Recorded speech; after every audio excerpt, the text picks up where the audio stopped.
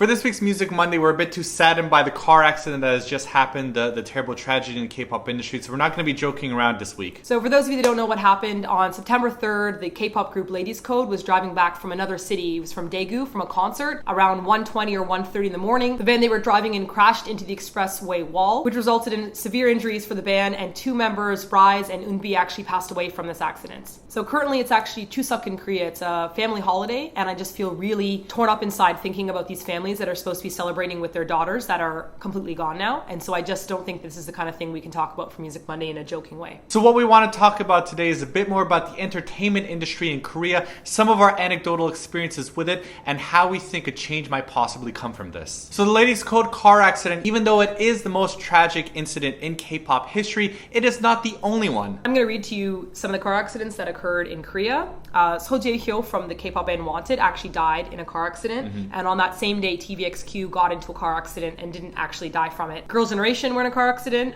Super Junior, Shinhwa's Dongwon, Tiara's Soyeon, Miss A, Infinite's Woohyun, F-Cuz's Khan, Dalshabet's Subin, Bestie, all of Secret, and Zinger actually fractured ribs and bruised her lungs. And recently, G-Dragon and Taeyong were in a minor car accident on the way to Busan. And there were a lot of accidents in the Korean drama community as well. Why do so many Korean entertainers get into car accidents? Bad driving is part of the reason, but it's not the only reason. For Ladies Code, the driver was driving really late at night in a terrible rainstorm. And this isn't the only time that we've seen this happen. Actually, a lot of the car accidents that occurred with the K-pop stars that I listed happened at like wee hours of the morning. Driving conditions were terrible. And why are they out driving at this time in the morning? Just last month when we were driving to the airport to our event in Sweden for Narcon, it was probably the worst rainstorm that I've ever been in my life, and we were driving in the highway maybe like 60 or 70 kilometers an hour with our hazards on in the right lane, trying to go as slow as possible. A lot of other cars are doing that too, but to the left of us there were tons of cars that were zipping by at like 100 and 120 kilometers an hour. The road is totally flooded over to the point where it doesn't matter how good your car is, the water is like a little lake. And sure enough, the cars that we saw zip past us, we saw some of them spun out on the side of the road as well, simply because they were driving terribly in the rain. Now when you read about discussions about Ladies Code on the internet, you'll see all these different mixed reports. Some people were saying things like the members weren't wearing seatbelts, they were ejected from the car, which was later told that they were not ejected from the car. Some people said the wheel came off the back of the car, which then was said it didn't come off the car. And then someone else said that the manager was dodging another car in which it spun out in the rain. Some people said he was speeding. Some people said it wasn't the manager, it was a different driver.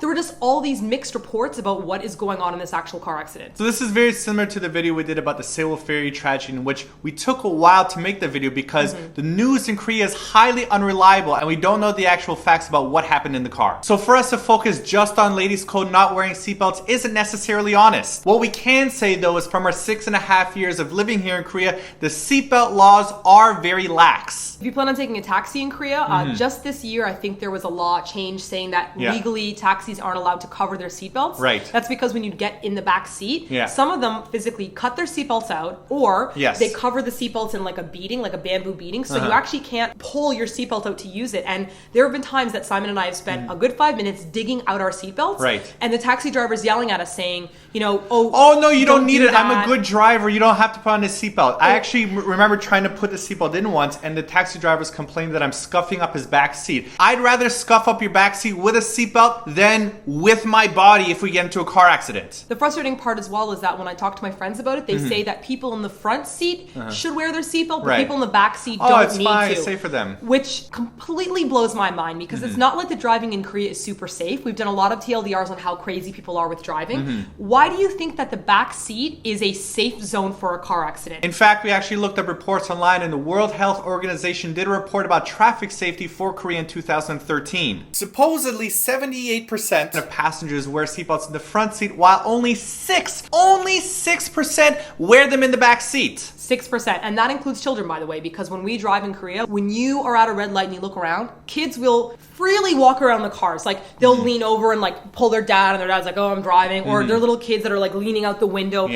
The concept of not wearing a seatbelt in the back seat is just extremely frustrating to me. We've seen plenty of times mothers walk in the front seat holding their babies and just put a seatbelt around themselves but not their babies. Now, while we do appreciate the Buckle Up campaign, in which if you see one of your K-pop stars on social media of a picture of themselves in the car and they're not wearing a seatbelt, tell them, Oppa, buckle up! Honey, please be safe. Please wear your seatbelt. Have a safe trip. We really appreciate that happening. However, we still think that there is a bigger issue at hand. So here's the bigger question. Why were Ladies Code out so late, driving back from another city in the middle of a rainstorm? And another question is, why are the managers of the groups, who are probably equally as tired as the groups themselves, why are they the ones driving the cars? And the answer is actually really upsetting. It's a result of the demands of the entertainment industry in Korea and the lack of people opposing unfair working conditions. The nature of the beast of the entertainment industry in Korea is that there is no 9 to 5. You have to perform a lot and all the time. And it's not just performing at a show by dancing and singing. You might be on a talk show, you might be on a radio show, you're driving all over the city. Remember when we interviewed Kpop, we had to get up early to do the interview because they were driving out of Seoul to go to another city to perform at an event. They performed at another event back in Seoul. Like, the schedules are completely hectic. K-pop artists are constantly on the road trying to get their name out there as much as possible, so they are attending every single festival event that is open to them. And it's really only gotten worse since there's like an oversaturation of K-pop bands, because there's always someone to replace you. You know, if you're too tired and you say, you know what, we're not going to this festival, the festival's gonna say, okay, so what? There are 10 other artists waiting to take your place. Yeah, it's basically,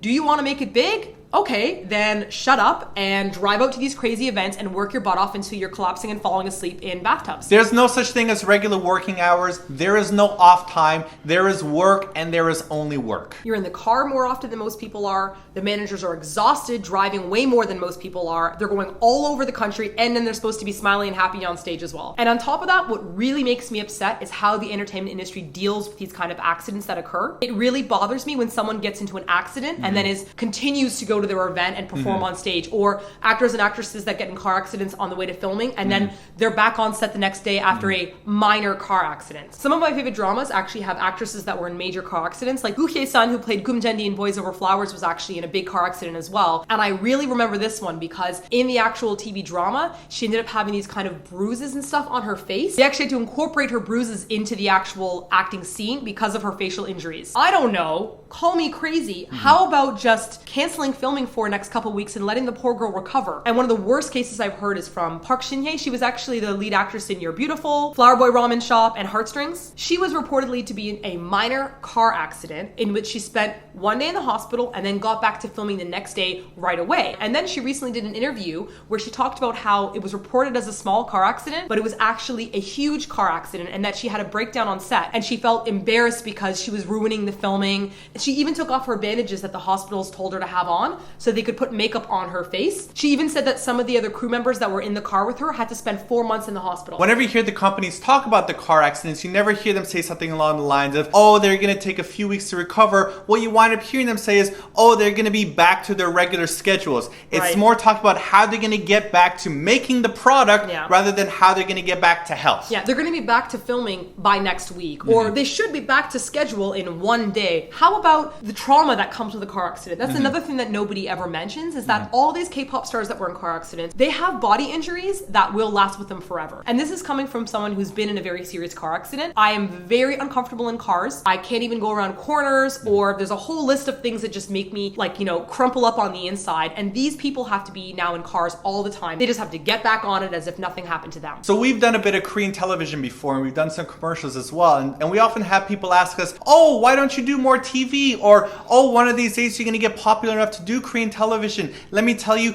I don't want to work in the industry before, because from the few experiences that we've had with Korean television and Korean commercials, it was terrible. Whenever we had to do a traveling TV show, I remember having to get up at crazy hours, like 3 or 4 a.m. Right. We weren't fed. If we were fed like hot dogs and like canned coffee from like the local stop station. And choco pies. Yeah, choco pies. They didn't even bother with like an actual meal, which, you know, we didn't say anything because you're like, oh, I'm sure we're going to get a meal later on. Right. They had crazy driving conditions. Yes. They drove like maniacs, and you don't know what to say to them. Like, how do you say to someone, can you please slow down? It's raining. Like, I feel really frightened before. Right. I've cried. I've had like breakdowns crying.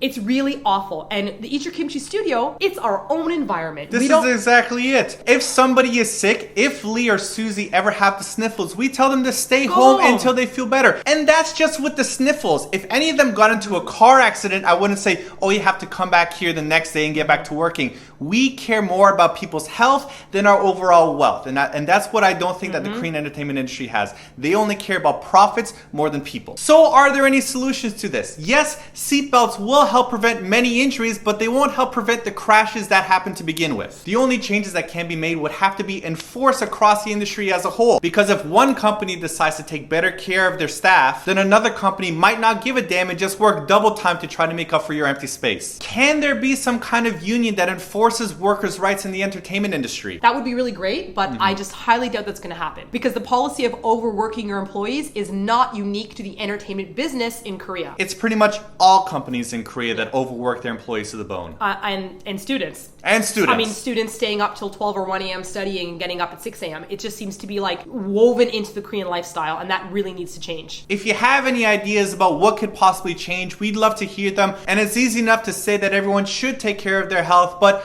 unfortunately, money speaks louder than internet comments. So what could possibly be done apart from just hoping for the best? We're going to talk more about this in our blog post, so make sure you click on the link here. Also, we did a TLDR a while ago about driving conditions in Korea, so you might want to check out that video as well. As for Ladies Code, our sincerest condolences go out to your family and friends. Today is Chuseok, and it should be a celebration to honor your ancestors, and I feel very terrible that your families have to be thinking about the deaths of their children right now. Let's hope that something like this never happens again, but knowing the industry, we won't be surprised if it does.